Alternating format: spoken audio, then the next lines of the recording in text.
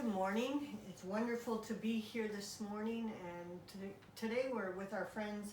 I'm with my friends Will and Catherine Brown Ratcliffe, and we had hoped to be able to be in person at Pine Lake Camp doing this, but we are glad that we are able to meet together virtually in this way.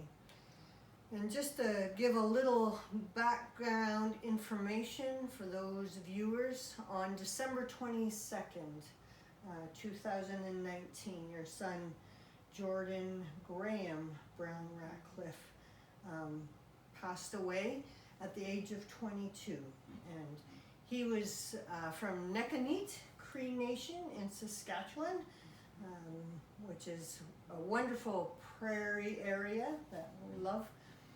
And just like to share a little bit about Jordan this morning for our viewers. And so just thought maybe you could tell us a little bit about who Jordan was, a little bit of his character, the things that he liked to do, maybe some of his dreams. Do you want to start off with Well, what first he of liked? all, we were really proud of our son. He brought a lot of joy into our house. He was very handsome, and I can say that because my genes had nothing to do with that. And was a person that had so much life and vitality, was very musical, could play and took lessons on the piano and drums and guitar, and could pick up a tune on the piano so easily, and had a wonderful voice as well. Was very sporty, loved being outdoors, and that was, I guess, some of the things I'd like to share. A couple things I can add to that is time and time again, especially after we had died and we heard from many of his friends and work associates and so on, they all talked about the joy that Jordan brought and the light that he brought into any room he was in, into the relationships that he had. He had a great personality. He was fun and witty. He had an amazing sense of humor. He was friendly. He was a bit shy at times, but once he knew you and he was more comfortable, he was very warm and engaging. A friend of his who immigrated to Canada from Russia when he was in junior high school shared with us that Jordan really brought him into the circle of his friends and helped him feel at home at school and to adjust to his new country. Others told us how Jordan was always great for an adventure and just encouraging them to be courageous, to be relaxed about some of the life challenges that they were going to, and just help them navigate through some of the stresses that they had. He was a natural leader. He loved working with his hands, and he took pride in what he would make. He would sometimes show us pictures at the end of the day, framing that had been done or a roof that had been put on, and he worked hard. His last boss told us that Jordan was his best team member, and he had a good work ethic. When coffee break time was over, he'd be the first to rally the guys to go back to the job. He was a young man who had lots of dreams too, and when he died, he had been engaged at Loyalist College, was working in the horticultural program, and so was hoping at one point in the future to be able to have his own business. So he had a lot of dreams, and as Catherine said, was really, really good with his hands, and had so much potential. Well, earlier we were chatting and you shared a little bit about Jordan's experience as an Indigenous man, and your role as parents in that journey for him. So would you share maybe a little bit about that with us? Well, I think we wanted to encourage in Jordan as much as possible for him to understand his heritage, and which personally we rejoiced in too, because it's so rich. And so we encouraged him as much as possible to know and to understand his background. And so I think we tried our best to be able to expose him to that, and because this was an open adoption, you know, he felt very comfortable to be able to communicate with his birth families. And one of the things that, just when we were talking about that, occurred to me is that he really loved the fact that he had not only a large family, you know, our families, as well as, you know, his biological families, but he really enjoyed the fact, especially at Christmas and birthdays, the fact that he had several sets of grandparents who would just lavish gifts on him. So that was one of the good things about that. When his birth mom, Sarah, asked us if we would adopt Jordan, she asked for it to be an open adoption, and we were so happy to do that. And so while we were with the Salvation Army in Saskatchewan, she had asked to visit once a month, and so we did that, and she would come and they would have some good visits together. Once we were moved to Kingston, Ontario, our second Christmas there, we brought Sarah to share Christmas with us and to have time with Jordan then. And right up through till Jordan was a teenager, we would have visits periodically, either us going to Saskatchewan so we could connect with his birth family, particularly on his mom's side, and also a couple times when they came to Ontario to visit. So we encouraged whatever Jordan felt comfortable to do, and sometimes that would ebb and flow a bit at different stages of his life, to keep those contacts. And it always remained in social media, even though we didn't see his birth family, I think, much, if at all, once he was into his teen years. We also, when we were in Kingston, there was a couple there that had Indigenous roots, and they took him to a powwow. They wanted to take him to a powwow, so we did that.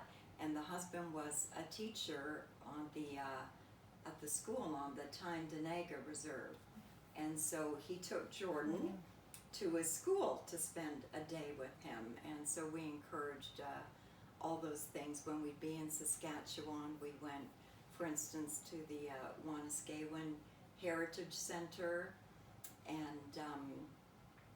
bought artwork and things that Jordan could have up in his room that typified his Indigenous heritage. He didn't always share what he felt about it all. You know, typical for a younger child, they're just, I think when he was younger, he was just enjoying life and his friends and sports and music and all those kinds of things. As he got a bit older, of course, we all go through those awkward years and the identity issues, the struggles. We don't always talk to our parents a lot about what we're feeling or going through. So I think there were times when he wasn't sure what to make of the fact that he was Indigenous, and yet, well, he had a bit of exposure to that, not a lot. He didn't grow up in that environment. I think he mentioned when he was a bit older, at times he missed some of the really neat things about the culture and the traditions and the dances, or the friendship circles, all those kinds of things, just being a part of that close-knit community. He ended up, I don't know how the nickname started, White Buffalo, but it became something that he engaged, and it was meant by his friends and work colleagues in a positive, affectionate way, but it sort of typified White Buffalo. Of course, his birth dad's name was Buffalo Calf, and so it typified the Indigenous, but also the Caucasian world that he grew up in. And I think he felt that struggle at times, that where do I really belong? I don't quite fit anywhere. I don't feel completely comfortable or at home with my adoptive family and that world, but I haven't really been a great part of my birth family's world and the whole Indigenous world either. And so I think that, and I would feel sad about that when he expressed that in his later years, that he didn't quite know where he belonged and sort of felt lost in the middle. And I think he was on the journey, but he died too quickly and fairly young at 22, and before he was able to sort of work all that out. But we sort of saw him moving more and more to embracing and to wanting to know about his Indigenous roots and culture. Interestingly, his last two girlfriends were Indigenous, and we're still in touch with both of them to some extent.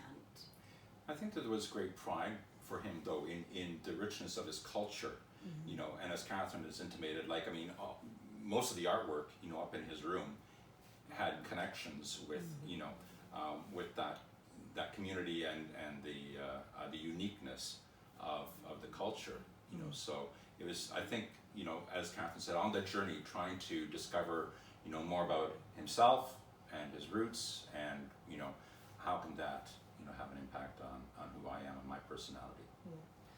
Saying identity for most young people, well, for all of us, is an important part, but as Indigenous young people, I think that's one of the blessings that we have in the celebration of culture, gathering in powwow, that we have a space, a place where people can learn about, can grow into their understanding, and as Indigenous people to embrace that and to celebrate it.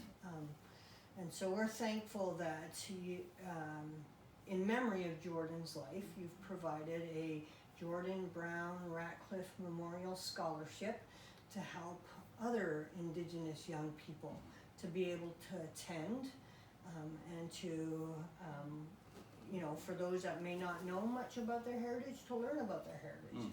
And for the others to celebrate who they are in a way where they can bring their faith and their culture together. And so just as we think about that, do you have a hope or a dream for young people that a recipient might receive in the future? I wrote down a few things about that because I wanted to give that. I'm not sure it's something I really thought a lot about before you asked it. So part of it, I would hope it would be an opportunity for these young people to grow in their faith and their Indigenous identity and come to understand fully its deep value and important contributions to our country and society, both past, present, and future. That it would be a safe place for them to talk about and work through some of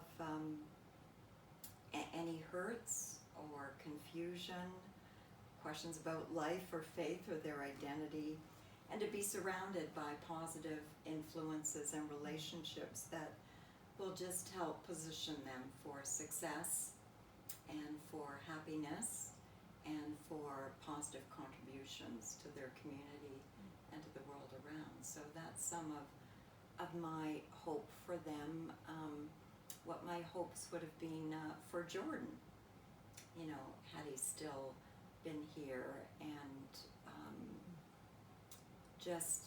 just a place and an opportunity to be exposed to a lot of positive things in people and really come to know more fully and to be comfortable with themselves and their importance and what they can bring and contribute to others.